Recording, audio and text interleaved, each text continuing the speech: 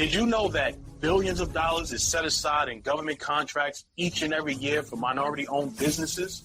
And it's just crazy to me how most businesses don't even know how to tap into this opportunity. If you are a minority-owned business here in New York City, today I'm going to show you how you can get certified, how you can win contracts, and how you can secure funding to grow your business. So by the end of this video, you're going to know what a minority certification is, who can qualify for a minority certification, how to apply for a certification, and finally, how to market that certification. So let's jump straight into it. A minority certification is not just a label. It's actually your gateway to larger projects, contract financing, and also other opportunities to help grow your business. It doesn't matter if you're in construction, IT, you're a consultant, or you even do catering. This certification will put you ahead of most of the competition. In New York City alone, they award over $25 billion in contracts each and every year. You need to get your piece. So let me break down 3 reasons why getting your certification is a game changer. The first one is you will be able to get access to contracts you'll never be able to have access to. Now, when it comes to access to these large projects, these projects usually range anywhere between from $50 to $100 million per contract. And usually they tell the big prime contractors, hey, you have to allot 30% to minority-owned vendors. So for a position like me doing fire alarm and security, any building, any school, or whatever structure that go up, you're going to need a fire alarm system. You're going to need a camera system. You're going to need a burglar alarm system. You're going to need some type of security system within that building. So that's how I position myself in this market, by being a niche fire alarm and security company when it comes to marketing my minority certification. Now, the second reason is very important. Even if you don't know how to conduct business or even land contracts to even find jobs to grow your business, the School Construction Authority and also the MTA, the Metropolitan Transportation Authority,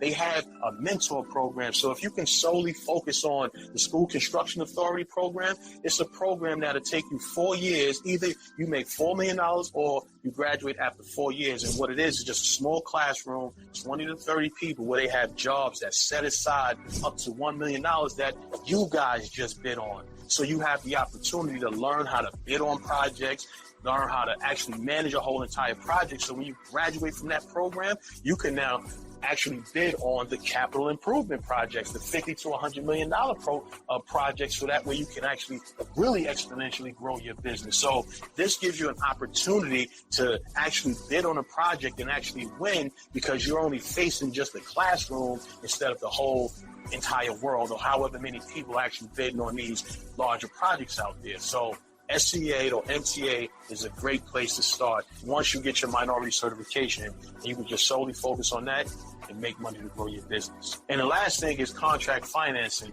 What the city will do is actually help you finance a project. So for me, if I had a fire alarm project that I had to install a full fire alarm system, then I had to hire electricians at prevailing wage rate. Whatever my calculations are, if it's a $300,000 job, I will then step to the city to actually get contract financing so they can help support me on this project, give me the money so that way I can pay the guys and actually finance the job, so that way I can complete the work and don't have to worry about where I'm going to get the money from.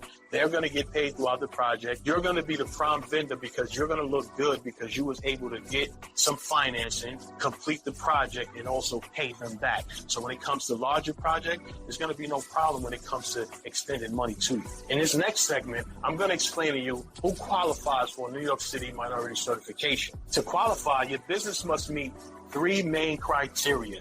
The first one is you must be at least 51% minority owned. That's Black, Hispanic, Asians, or Native Americans. The second one is you have to be in business for at least 1 year. The third one is you have to have a real presence in New York City or the surrounding areas.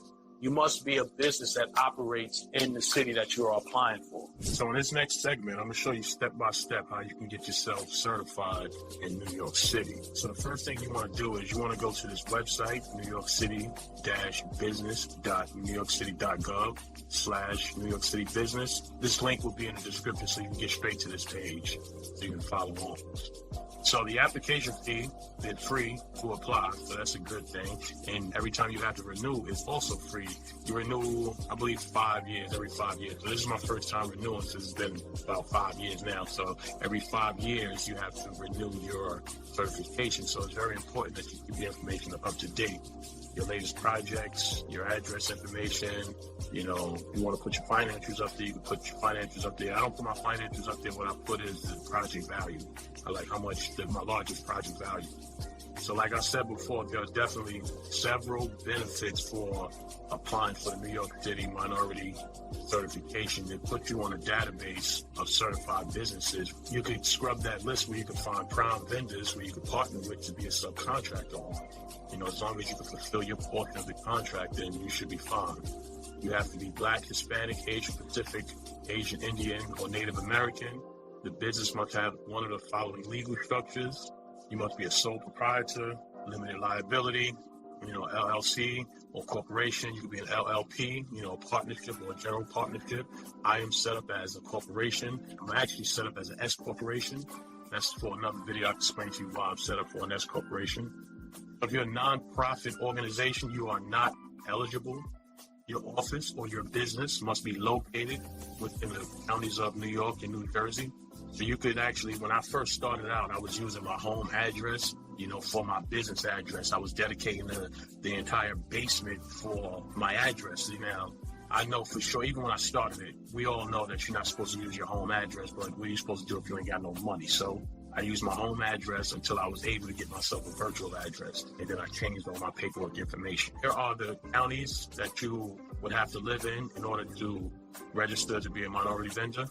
Caveat, if you are outside of the New York City area, you just have to prove that you do work within the city. So if you're a fire alarm company and you're registered with the fire department to perform work in New York City, that's a way to show that you do work within New York City. So all you have to do is prove that you do work in the city, regardless of where you live at. But it's best if you live within the geographical areas. It's easier for you to submit, less paperwork.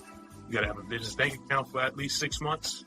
If you have like a specialty trade, like for me, I need my fire alarm license to perform fire alarm work. If you're an electrician, you're going to need an electrical license. If you're a plumber, you're going to need a plumber's license. So whatever trade you have, you're going to need a license for that trade. So if you're a realty investor, you're going to need a realtor's license. So whatever license you need for whatever industry that you're in, you're going to have to prove that.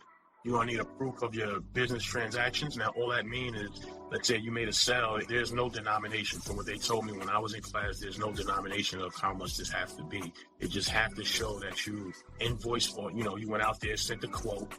The quote got approved. You sent it. You did the work. You got an invoice. You sent them the invoice. They paid the invoice. That money went into your bank account. So that is the process that they want to see. And if you have any questions, you can reach out to the MWBE, sbs.newyorkcity.gov, or you can leave your questions in the comments and I'll definitely answer your questions. So that is pretty much the outline of the particular program. So this is how you're going to apply. And we're going to go through this checklist, and I'm going to show you exactly the paperwork that you're going to need in order to submit it, so you can submit it once and get yourself approved. New York City is a lot, I'm not going to say easier, but you can fast track the New York City application. The New York State application, you cannot fast track it. It's 2 years, it's 48 months to the date you submit, literally. But New York City, you can fast track this and get this within 30 to 60 days. Think about this. When you apply for your minority certification, it opens up other doors for like these agencies right here. And I can go in depth into all these agencies. We're registered with each one of these agencies in order to, bid on projects and get work and join mentor programs so that way you could grow your business. So the first one is the New York City Construction Authority. That's the SCA. They build all the New York City schools. The next one is the Port Authority of New York and New Jersey. This is all track work throughout New York and New Jersey for the Port Authority. You have the Women's Presidential Educational Organization. You have the New York and New Jersey Minority Supply Development Council. You could register with them. They help you and connect you with prime vendors. And then you have the New York State of Economic Development. So all of these agencies can help you grow your business. They also train you, teach you how to bid on government contracts or how to read the solicitation, when you should submit your solicitation. They give you all the information you need to help you grow your business, and also how to manage projects within the government sector. Especially if you're eligible, you definitely want to submit your paperwork to those agencies as well. Once you start MWBE process, just move on to the next agency, to the next agency, to the next agency. Take those classes. They will definitely help you, especially within the first 2 years. It'll start helping you develop your business and get your brain where it needs to be as you're trying to run your business. Of course, you must have a registered EIN. Your business must be registered as a vendor in New York City. To do that, you must go to the PIP. They call that the PIP. That's the Payee Information Portal. What you would need to do is register there. They will give you a vendor number, and that is how they can track the payments, or that's how you can actually bid on New York City projects. So you also would have to register inside the Passport Portal. Inside the Passport Portal, that's where the bids come in at. So when you want to, submit a quote for whatever solicitation that's out there throughout these city agencies, you have the opportunity to do that through the passport, and you could filter it out so that way you get the jobs only that you want. You must be authorized to submit the application, meaning if you're the owner, if you're the only owner, you own 100% of the business, only you are the one authorized to submit this business. However, if it's broken down into, partners, you have to be at least 51% owned. So if you have partners, all of you guys have to be minorities, so that way you can make up the 51% or 51 percentage, so that way you can apply for this application. And then there's tons of free business workshops like QuickBooks. I went through QuickBooks, a construction mentoring program. I went through a bond readiness program. There's a lot of different programs to actually help you develop your business. So let's take a look at this PDF so we can see exactly what we need when we submit this application. So when you're submitting your application, this is the documentation you're going to need. You're going to need a resume for everyone who has ownership or interest in the business. If it's just you, you're going to need a resume for you. This is going to be like a business resume, the resume for the business, not a resume as if you are looking for a job. So let me give you an example of what that looked like. So here's a sample, my sample resume, straightforward style, nothing fancy or anything like that. So all I'm expressing is, same resume style, your name, address, and everything like that. What you need to do is submit a resume for everyone who has ownership or interest in the business. If it's just you would submit your resume. They want to see if you're qualified to do the work, or, your background history, or what you perform within your business. You're also going to need some bank letters. When you open up a bank account, you'll get a signature card, and that's usually, it's not an actual card, but it's like a PDF form that you'll sign. So those documents that you sign, one of them will be a signature card, and you can get that from the teller. They can print that straight out. It will have your routing number, your bank account information. The sign is on that account if it's you or a couple other people, but if it's just you, it'll have you as the only signer. And also if you're a corporation, it'll have the corporation name and also your name as the signers. Then it'll have your daily bank balance, whatever that is. You will also need your business, federal, state, and city tax return. So if you're in business within the first year, you would have to wait till after that first year. So once you have that first year in your business, you go file your taxes. And once you file your taxes, you are now eligible to apply for the minority certificate. But you have to be in business at least 1 year, and you have to have at least filed your taxes. If there's businesses out there that probably been around 3, 4, 5 years and never filed taxes, so you at least need 1 year tax returns. So you need a proof of U.S. citizenship or permanent resident alien status for each owner. You also would need your license and permit. For me, like I said, I need my fire alarm license, so I have to upload my fire alarm license to let them know I am licensed to do or licensed to install fire alarm and security systems. You need your lease agreement or proof of ownership. If you have the crib, if you got the home, submit your rental lease or whatever it is. If you got a virtual address, you submit that as well. It doesn't matter, what the address is. Of course, if you're a business, you're supposed to have a separate address. But if you're starting out just like me, I was using my home address. Just try to protect yourself as best as you can. Now we have business contracts and invoices. So for us, when we send out a quote or proposal and someone sign it, that's your contract right there. Now, once you sign the proposal, you go perform the work, you finish the work, and you invoice them. You may get 50% up front, like a deposit, and then you get the completion once you finish, or you may get the whole thing at the end. However you conduct your business, you will have to show that you sent out a contract, they signed it, you billed them, and then you got paid for it.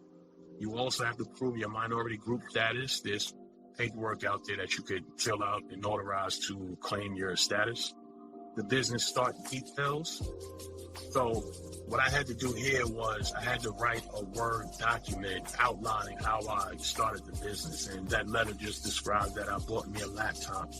And I showed the proof that I bought the laptop from the receipt that I had on Amazon at the time, Amazon or eBay, whichever one, and just attach that receipt with it as proof of me buying this laptop to start my business.